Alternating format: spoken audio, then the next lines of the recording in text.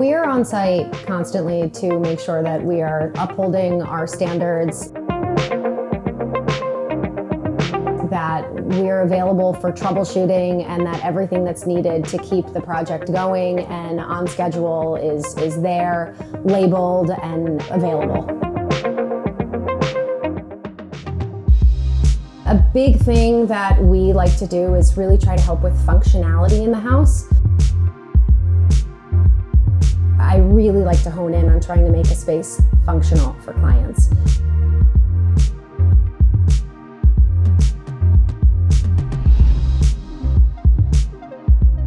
Morgan, thanks for joining us this morning to talk about your business. And I have been trying to get you on camera for a long time, and I really appreciate you overcoming your fears and sitting down with us today. So we met on this project, your home, where we're sitting today. Yep. And that was a collaboration with you and with Wade Weissman Architecture, and was really the start of our relationship. But I want to start at the beginning of your design journey. Where and when did you figure out that you had a passion for interior design? My mom works in the industry and has always joked that she had kids to move furniture for her. So I think then, out of college, I worked in residential real estate, luxury design, and when I left New York City, that's kind of how I wound up doing this, and I started working for homeowners instead of developers, and kind of quickly snowballed into opening my own firm. And I've worked in New York and Nashville and Naples, and now we live here in Milwaukee, and that's kind of how it came to be. Have most of your clients been families, and do you think that you being a young family is sort of essential to your practice, or that's not important? Yes and no. I would say a lot of our clients are young families, and a lot of what I think interior designers bring, there's a lot of people, a lot of different trades who, come into play in a home renovation. There's obviously the builders, the architects, and the interior designers, and then all of the trades themselves. But we all joke amongst ourselves that we all look at things differently. I certainly can't make, a building stand, and that's where an architect really comes into play. An architect thinks about using a space in a very different way than an interior designer does. And I think that, to your question of do we work a lot with families, the answer to that is yes, because I have a young family. And so, on a Monday, I spend a lot of time in my home thinking about how does my space function with a young family in it. And so, I'm really keyed into kind of making spaces work for young families because I live it. And so it's really easy for me, I think, to be able to help people make their spaces work in that sense. But that being said, those are not our only clients. So yes, we do have a lot of them, but no, they're certainly not our only clients. We can certainly make spaces work for people who aren't young families. So when you started your practice, how long ago was that in Milwaukee? In Milwaukee, that was 5 years ago. Wow, you've come a long way in a short amount of time. It took me 20 years to get here, so you're really jumping ahead of everybody. So congratulations. So when you are approached by a client, what's the process that they should expect? Interesting question, because we as a firm we take on projects at all different stages. Of course, we love to come to a project at the beginning. And, it's great to start from scratch. It's great to, start with the architects, with the builder, and kind of look at the project from the very beginning and really have that kind of hands-on time to form the plans and to say, okay, here's our list of questions for you. If we were to look in my house, I have down in the mud hall an area that is a dog wash. I have 2 little dogs, and I also have 3 toddlers. At the time when we built our house, I had 1 small child, and in the dog area, I actually built my dog wash a little taller, and the counter area is great for changing diapers. I kind of made this catch-for-all area so that I didn't have to have a diaper changer out on a countertop in my kitchen where I didn't want to keep that. It's great to be able to work that into your plans in the beginning. Let's say that we were hired as a firm later on and the countertop were set at the standard 36 inches. Sure, we can figure out how to make something work later on, but it's great to be able to do that with the architect in the plans or with the cabinet maker, at the beginning. So we do get hired at all different stages. Our firm is not, specific about when we come into a project, but yes, everybody loves to, be able to get their hands on it early on and to kind of really help the clients work in every single wish on their wish list into the project at those early stages. Throughout these interviews with our trade partners, we've found that the uniting theme is to have the team built out at the beginning, and that's everyone's preference. Can you talk a little bit about having the architect, interior designer, and builder on board at the beginning and why that's so important? Well, I think, what you'll find is that, first of all, Milwaukee is a very small town. Most trades have come across each other from one project to the next, and we enjoy working with each other. People understand, when you get everybody down with the clients at a table and you can understand what the clients are looking for, you kind of become this team where the builder, the architect, your cabinet maker, we understand what the homeowners are looking for. And it becomes a very efficient process where, I always joke with my homeowners, with the client, that, for example, one of, your electrician who you guys use that I do a lot of work with, they know what kind of recessed lights I like, what kind of recessed lights our firm uses. So, I always tell the homeowners, your electrician, they never need to call me to ask what kind of recessed lights our firm prefers. They don't need to call to ask how far I like them spaced off the wall. They know how I like my pendants placed on an island. So it becomes this super efficient kind of way of work for the homeowners. It's just easy for us all to work together. And kind of getting that whole team together from the beginning makes a very efficient process for the homeowners, for each of the trades. And everybody double checks all of the work, but you kind of know what everybody's looking for and what the homeowners are going to get when you know what trades are going to be working together. So can you talk about a little bit about the scope of the projects that you're comfortable with at your firm, and a little bit about your staff and how the size maybe and scale of projects and your comfort level? Yeah, so my firm is pretty small, and we like to keep it that way. So my firm is myself, Mallory, and Jackie, and it is a 3-woman business. And the reason that we keep it the way that I like to is because with project management, there are so many details that go into construction, and I'm a control freak, as I think most people in construction are. At the end of the day, if I feel like we're not in this small house of Catron Design Haus, if we're not, keeping our hands on every single little detail, we're missing things. And so for me, as much as, everybody who's a business owner says, I want to grow the business and I want it to get bigger, I have too much anxiety around it growing and me losing control of it. Sure. You and I joke about that all the time because you're, a larger business owner than I am. And I'm, working through that myself. But at the end of the day, I really do like to have that control. And I love the trades that we get to work with. And I like to have those relationships. So that's kind of the balance of that. We started as an hourly design firm. And, I would tell clients, call us for anything. Kind of over the years, we have, we now have at least a room minimum. We do a lot of construction. That being said, we will also come in and do just soft furnishings. But if we are doing just soft furnishings, it does start with a full room. We'll no longer come in and just do, a paint consultation or things like that. It's just too difficult, I think, for a firm to kind of stop and come in here and there and kind of touch on things. Ultimately, the thing that I struggle with is, as much as I want to be able to come in and help everybody with everything, I want everybody to really love the changes that we bring. And if we're not making enough of an impact and touching enough things, then we're not changing enough to really make people go, wow, like there's a big change here. And it doesn't give me kind of that satisfaction at the end of the day where I go, okay, I've really helped you make a change in this space and you're really happy with it. So that's kind of where we've come up with as a firm where, we have to have kind of a minimum of what we're touching.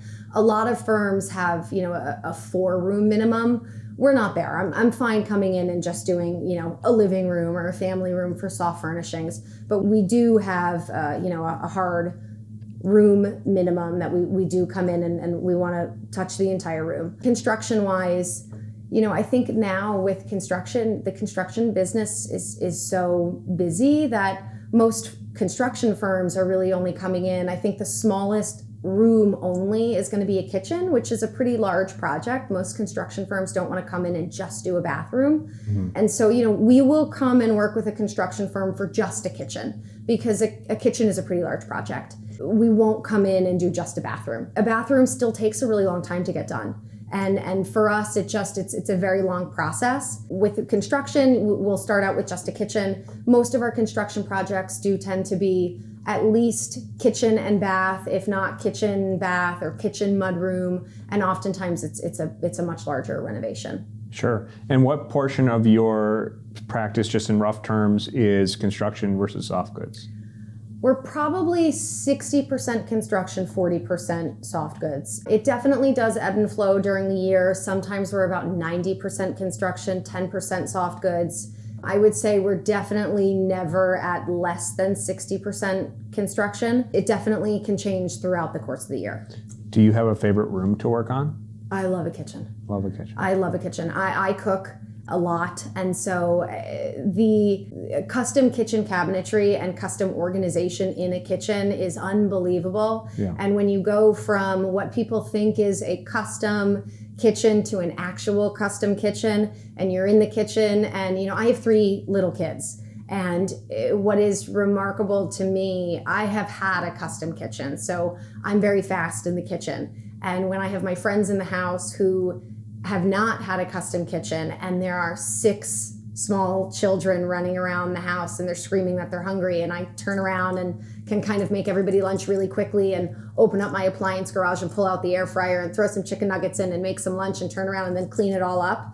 And everybody's like, how is your kitchen so clean so quickly, and how did you make lunch so quickly? And you realize, it's because everything has its own place and everything goes away so perfectly and so fast. Yeah. That's awesome. Do you think that people who are not super moms can still appreciate bespoke casework, or is it just a vanity thing at that point? I think most people we live in an age of Pinterest, right? We live in the age of Pinterest and the age of Instagram. Everybody loves to look at a beautiful kitchen, whether you use it or not. I mean, my parents are fantastic cooks, and they don't really love to cook. They don't really cook in the house. I mean, I'm gutting their house right now, and they're going to laugh when they watch this. But like, my mom is the first person to say, I want my kitchen to be gorgeous. I'm probably never going to turn on my oven, but we're going to go get Naga, right? Everybody does want a beautiful kitchen. It's what we're looking at. It's what you're seeing. You're constantly bombarded with it. And I think that, whether you're using it or not, you still want a clean, beautiful space to come home to. And I think that the heart of every home is the kitchen. Whether you're actually using the stove or, taking your takeout home into your kitchen, you still want a clean, beautiful place to do that, to congregate, to gather, to host. The fans are going to get some freebies right now. What are the most important things and elements in the kitchen for you when you're looking at one? Great countertops. Okay. Marble for you. Marble for me. I'm the marble girl. I'm a marble girl. So if they don't want marble, probably not a great fit.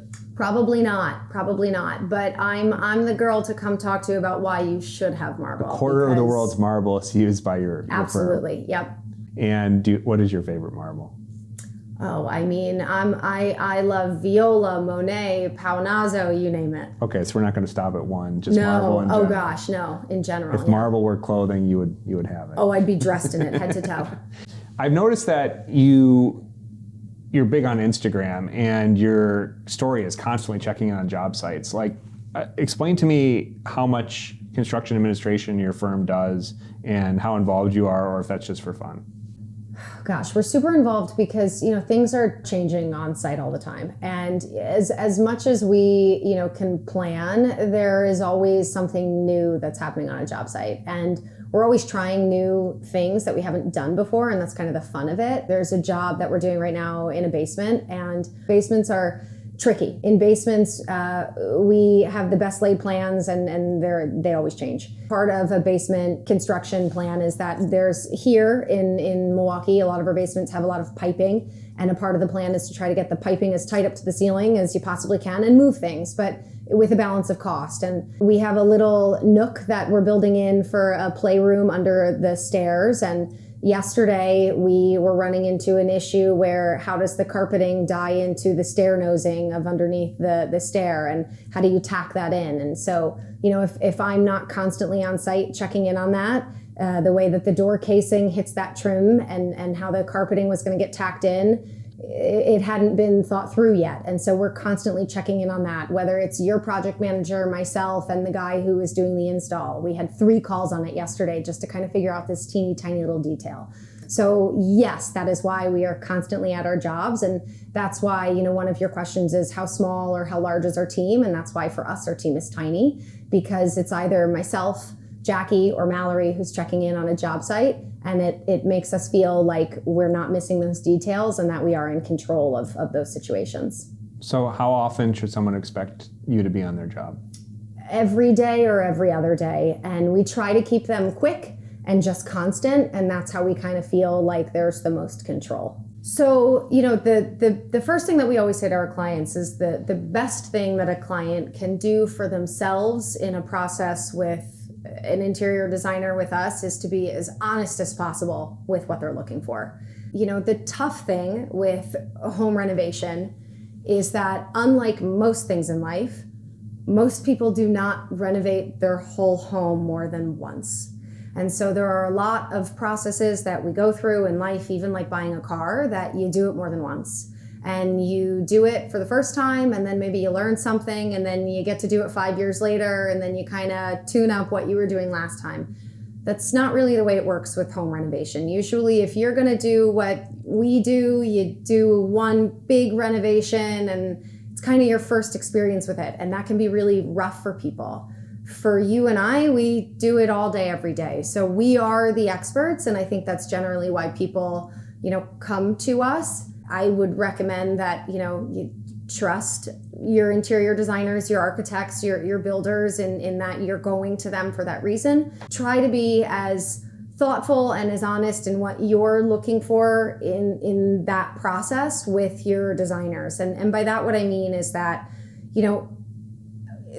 clients can really run the gamut in what they want. Some clients don't want to make a lot of choices. Some of our clients really want to be presented 2 options on everything, and that's it. They want option A and B, they want to pick, and they want to move on. Some clients really have what we joke in our firm is real FOMO, and they really want to see a lot of things. And if they can't see a few options on things, they really can't make a decision and they can't move on. And that's okay. Our firm works that way. Not all firms do. And it's really important to pick a firm that works the way that you want to go through that process. So we will help a client. If a client wants to see 3 or 4 options on things, we will do that. And you just need to let us know up front, and we will ask these questions. So it's not something that you need to specifically know, but when we're asking, we do want to know, hey, do you think you're the person who wants to see A and B and move on? Or do you think you're the kind of person who wants to see a few things and then kind of go from there? I would say that a big challenge for people, which you don't know because you don't get to do this multiple times in your life, is that there are 80,000 things that you have to select in doing a large home renovation. And that can be a challenge for people. And, for the clients who have that FOMO, who do want to see 4 or 5 things, we'll show you 4 or 5 things. The best advice that I can give you is that because there are 800,000 selections that you have to make, when we show you those 4 or 5, you got to pick one, and then you do have to move on, because at some point it will become overwhelming and there are a lot of selections to make. We do also tell everybody that there's flexibility. And, we don't work in just my style. This is my house that we're in right now. I love my home. This is my taste. This is what I want to live in. But our firm doesn't only work in my taste, and we love that. I think it's challenging. I was an art history major. I like to work in all different styles. We will do, modern homes. We will do, really anything, everything, super traditional, super minimalistic, super maximalistic. My job is to make your style the most beautiful that it can be, and to make sure that, everything that you're selecting brings your style to, the top. right? And so in that, let's say that, we're picking a table, chairs, and a light fixture. And we give you 4 options for the table. And you pick, option A. And then we give you 4 for the light fixture, and you pick option B. And then we get to the chairs, and you pick C. I'll say to you, you know what, if you want C for the light fixture, which one of these 3 selections is the one that you love? Because C doesn't really look awesome with these other 2 choices. So let's go back and we'll make a little edit. Because again, at the end of the day, I'm just trying to make your most important choice look the best with all of it. So there is still flexibility, but we're trying to help you make a choice and then move forward because there are so many options. Do you think that those projects where people want to see so many options don't turn out as well as the people who may be presented with a more holistic option that sort of all goes together cohesively? So generally speaking, I would say yes.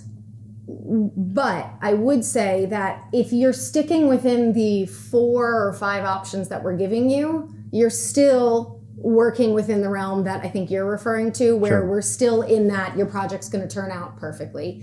It's really when we have clients that kind of push us outside of those first few selections and kind of say, I really want to keep going back to the drawing board. That's when things can kind of really start to fall off the rails. And that's when, all interior designers really go, okay, we're really starting to lose the picture here. And, we will try to reel the client back in, but at the end of the day, it's not our home. And so it's not for our firm. It's not my place to tell a homeowner, you can't have that light fixture.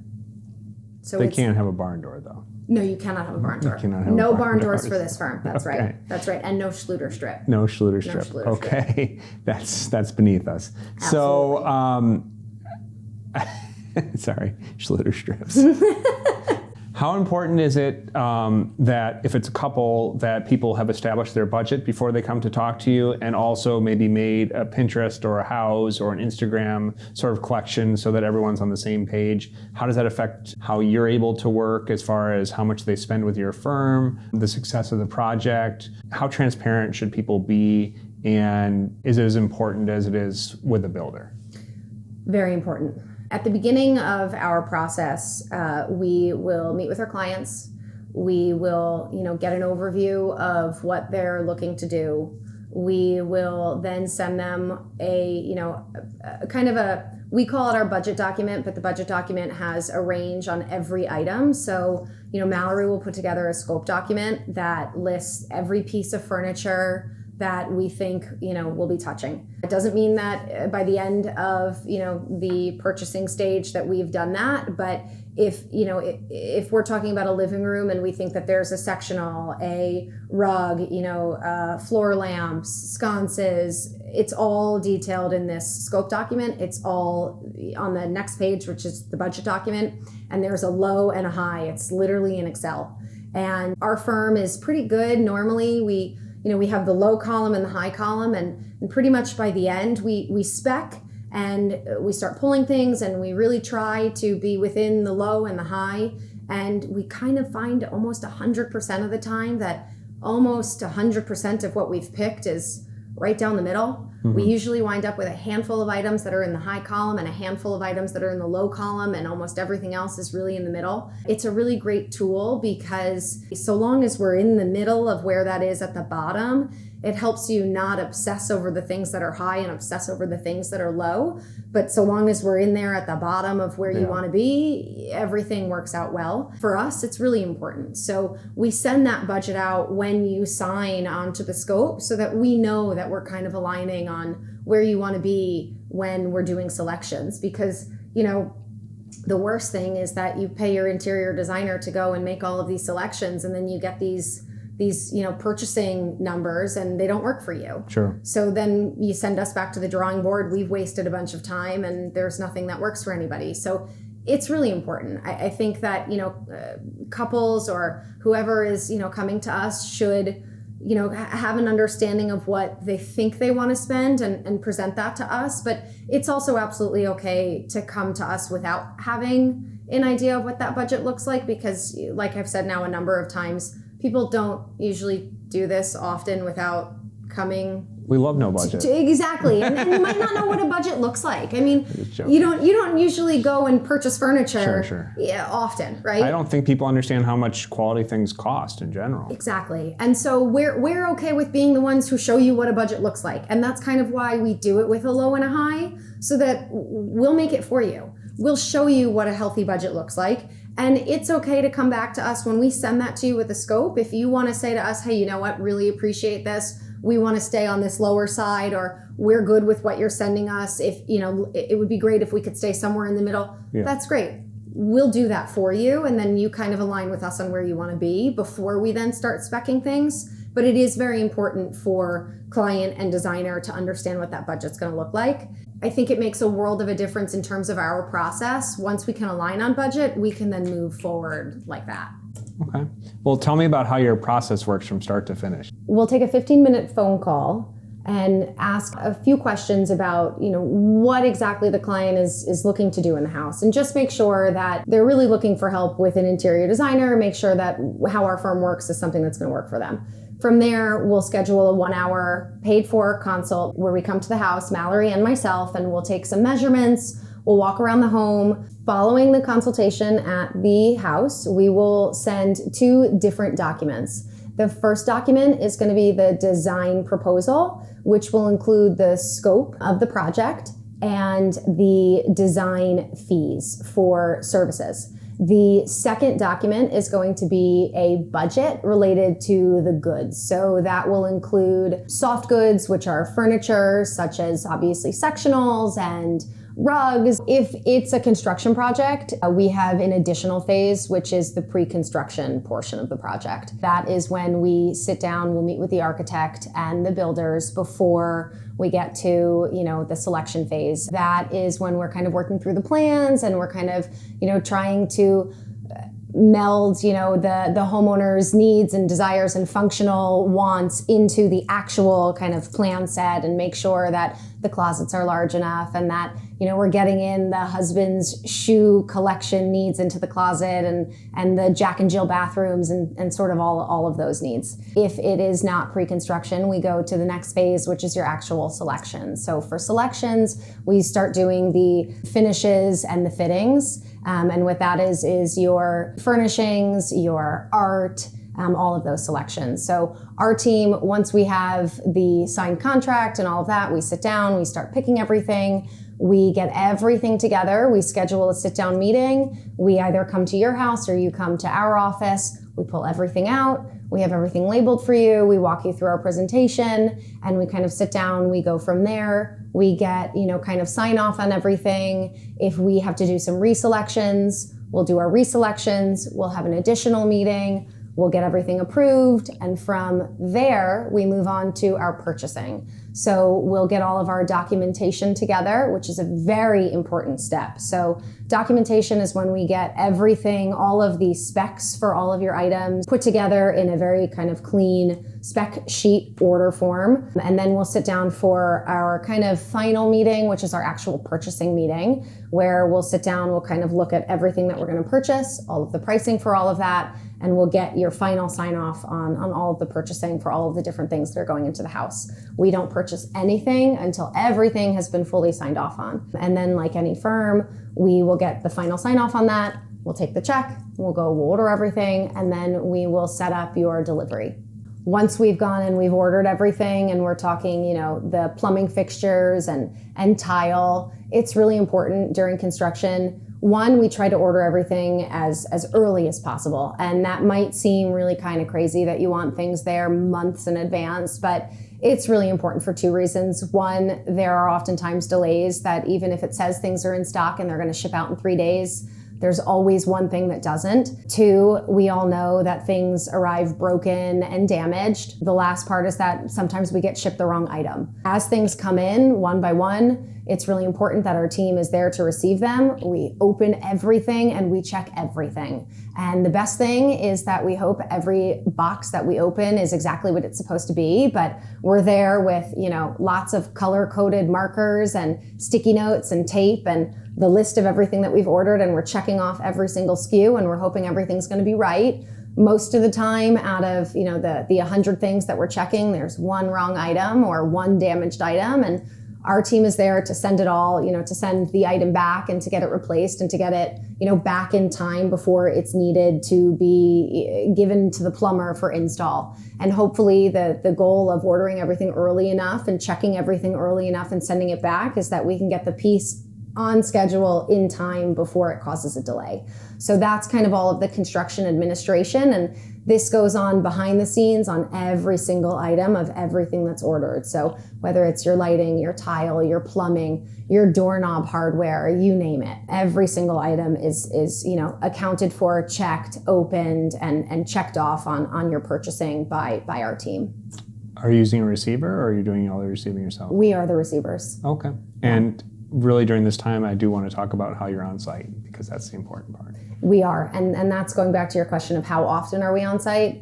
We are on site every day or every other day. And for a lot of the items, larger items like bathtubs and things like that, we're going to ship those directly to the house. But for things like small items, a lot of plumbing, I actually wind up shipping to my house. I ship it to my house so that I can keep as much of a watchful eye on it as I can. And for doorknobs, things like that, small pieces of hardware, we ship it home to here. I'll be checking it at night after I put the kids down. What's your favorite restaurant? Oh, I'm a big Morel girl. Wow. Yeah, I love the cheesecake. The cheesecake. Cheesecake, big. I think the lamb carpaccio is the star there. I'm gonna have to disagree. Really? I think it's all about the cheesecake. Okay. I really do. How important is the relationship between the designer and the builder? Well, I think it's everything. I trust you guys. I had your firm build my home. Not that we have problems, because truly we don't, but anything that we've ever had happen in our home, I call you and somebody comes out the next day 5 years later to look at, to fix. I do a lot of business in a very small community, as do you, and I don't want a client of mine to come up to me in the playground and tell me that they're unhappy with something that, I did. I know if I recommend you guys that they're not going to come to me at the playground and tell me that the guy who built the kitchen didn't do a good job. So it's everything. Morgan, I want to thank you for telling us about your business today, for your patronage, and for your trust in us. It's truly humbling, and we really look forward to doing some more amazing work with you guys. Well, thanks for building my house, and thanks for building all of our clients' houses.